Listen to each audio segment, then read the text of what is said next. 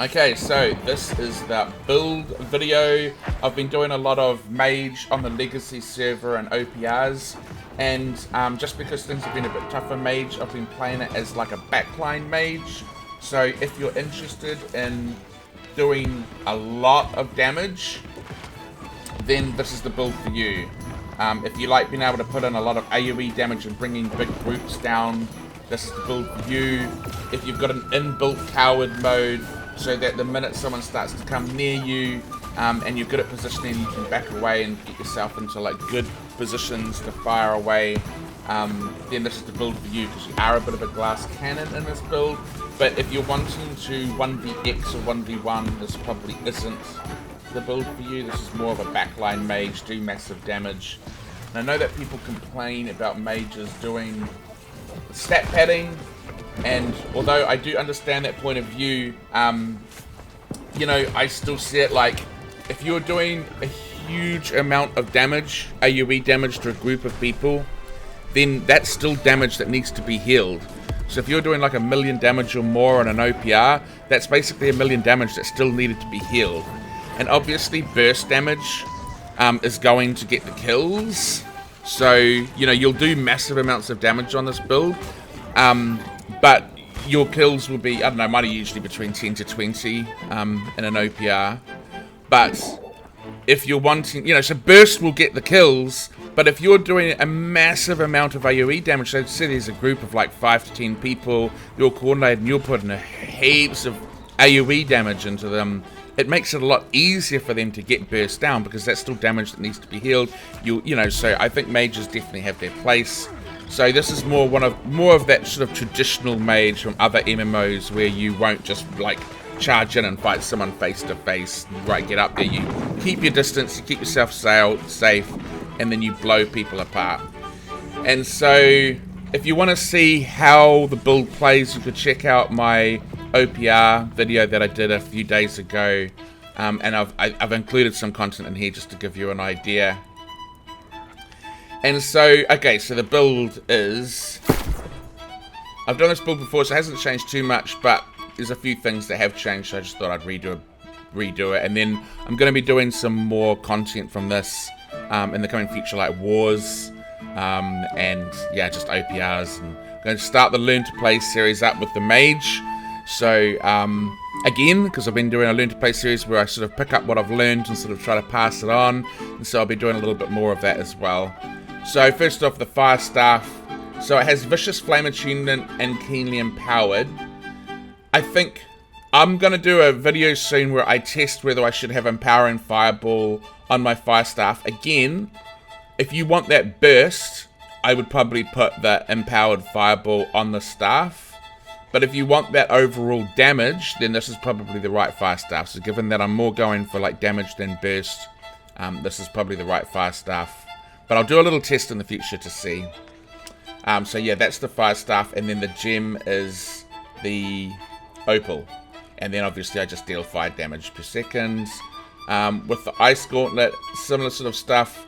So I used the Ice Pylon, which I'll get into later. So it's got the Pylon trait on it, and it gives it a little bit more damage from it.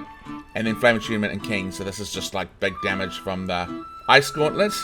So that's the Ice Gauntlet that I'm using.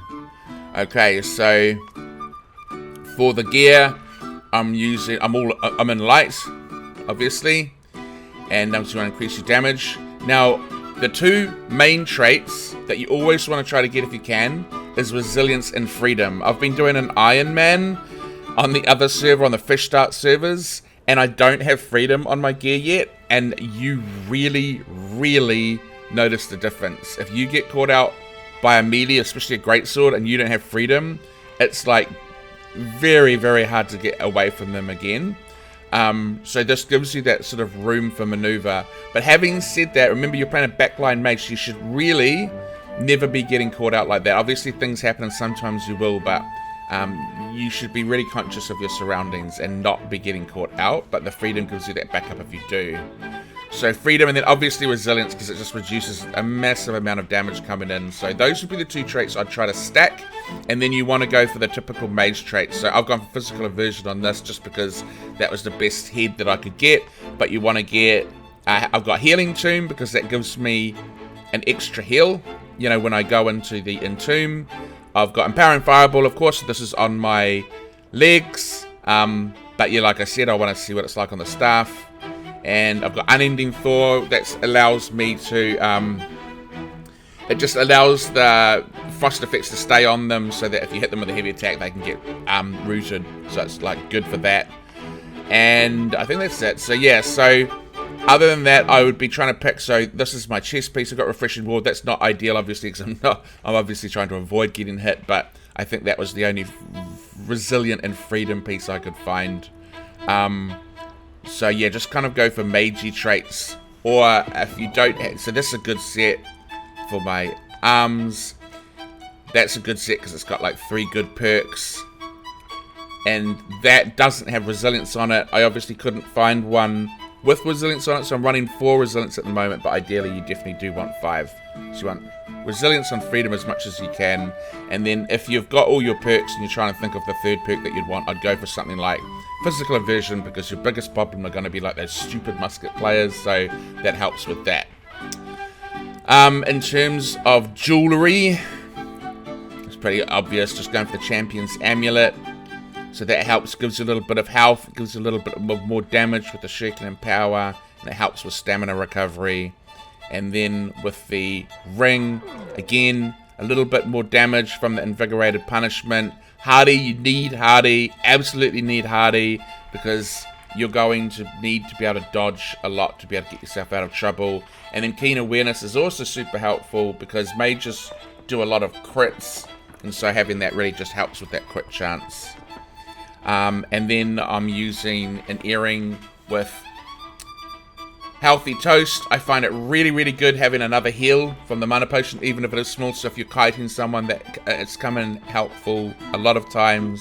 Refreshing Toast is the most important one because it reduces the potion's cooldown, and I got regenerated on this. Now, also the other thing I want to point out is I've gone for a lot of intelligence on my pieces. Whenever I can get intelligence, I've gone for intelligence. And that's because I like to go for 100 con and 401 intelligence. Remember, you're playing a backline mage. You're not really that interested in fighting people one-on-one. You can do it. Like, I have had 1v1s and you hit like a truck. So if you play carefully, you can obviously do it. But that's not your goal. Your goal is to stick with the group and just plow into groups of people and destroy them. So that's why I've gone 401 intelligence, 100 constitution. So this does make muskets and bow users a bit of a problem, but again, if you know how to position and you know, the main advice I would say is always listen to the inner voice.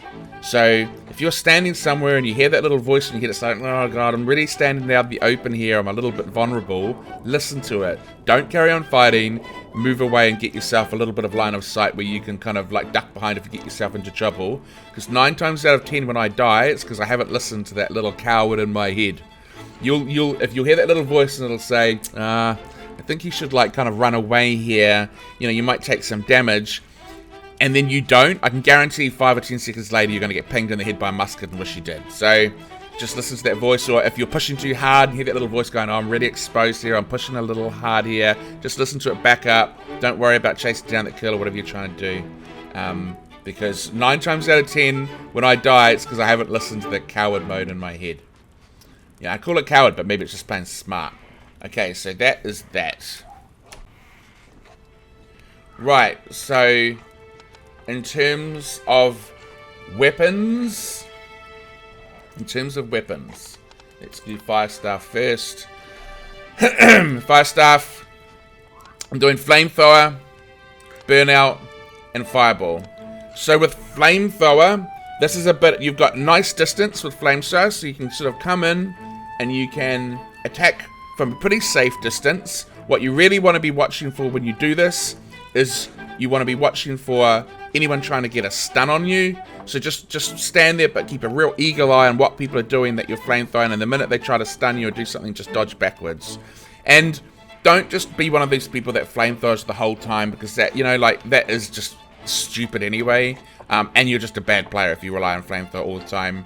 If you see a clump of people and they're vulnerable and your guys have got them locked down, that's the time to go in and start flamethrowing them. If they're winning the fight, and you've got some guys sort of getting smashed by their melee, don't go and flamethrower then, because then you'll just become one of the people that they smash straight after they've done them. So just, need to know when to use it, and just use it smart. And you'll just absolutely wreck through groups if you do that, and you'll come out of the OPR with massive damage and like 1 death, so just play it smart.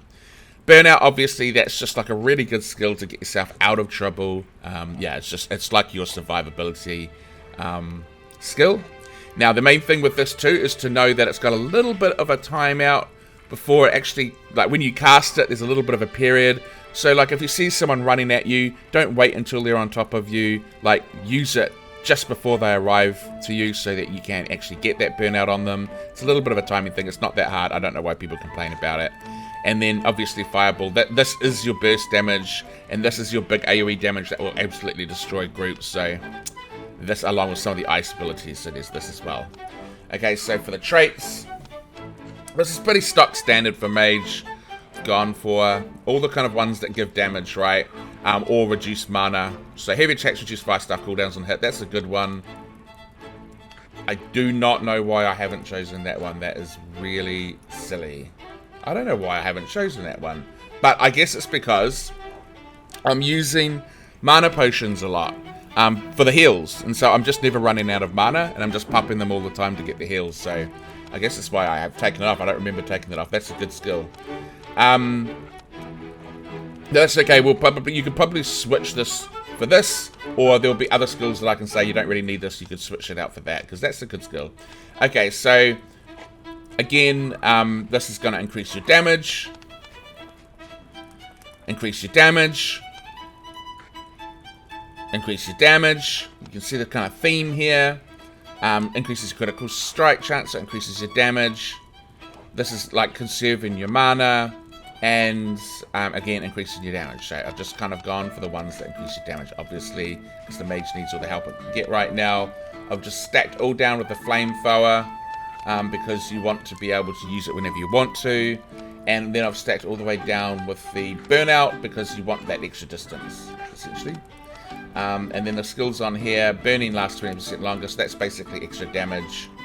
Critical hits inflict a stack of burning, so that's again, and that's why you want, mages are kind of like quite heavy on relying on the crits, which is why I was saying earlier, Keen is really good because it increases your crit chance.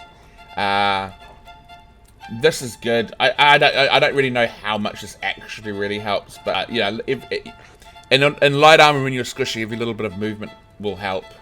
And then, okay, so this is the one. I don't know why I've switched this. This, I'd probably use this instead. I don't know when I've switched it over, but I would replace this with this if you're having mana issues. Okay, so that's the fire staff. Now the ice gauntlet, right, is the 3 skills here. We'll go through the skills. Ice pylon. Now, you can use ice spike, but that's when you're wanting to do 1vx's and get kills. We're doing a backline mage that wants to plow damage into people, thus Ice Pylon is the way to go, because it's going to do that. If you do get into a fight where you've got multiple people on you, or you're dueling someone, this is really effective, because you can line of sight them. Line of sight meaning dodging behind a pillar or some kind of obstacle. You can put this down and kind of move behind the line of sight, and they'll still have to take the damage, right? So it's also really good for using it as line of sight, because you can run behind it. This is a no-brainer either. It removes all dots that you've got on you. It heals you, and it's like sometimes when melee jump on you, you can entomb up, and that just gives you that little bit of time to like let your cooldowns come off and just kind of plan your escape. So this is good.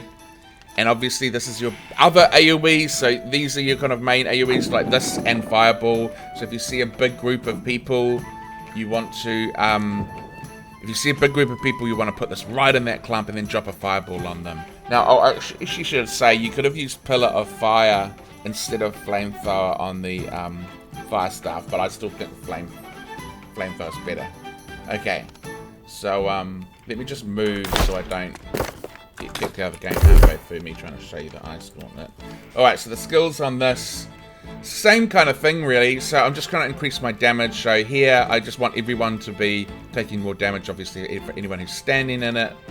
And you want to go increase damage, so again, because Ice Gauntlet actually hits pretty hard, they're just as harder to land the hits. Increase damage, you can see the theme once again. Increase damage.